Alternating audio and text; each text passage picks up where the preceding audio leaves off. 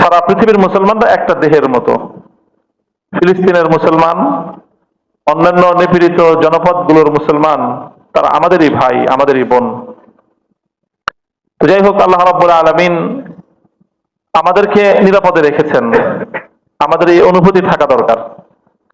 এই অনুভূতিটা যদি থাকে, তাহলে একটা আল্লাহর শুকরিয়া আদায় করতে পারবো যে আলহামদুলিল্লাহ, আল্লাহ আমাদেরকে এখনো এইভাবে নিরাপদে জুমার নামাজ, ঈদের নামাজ, অন্যান্য ইবাদত গুলো করার তৌফিক দিয়েছেন।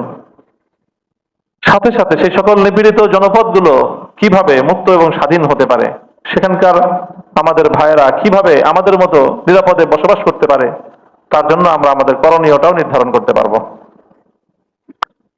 আমি আপনাদের শুকরিয়া আদায় করি আরো এই জন্য যে এই বসিলা, এটা আমাদের দীর্ঘ একটা আত্মার বন্ধনের এলাকা।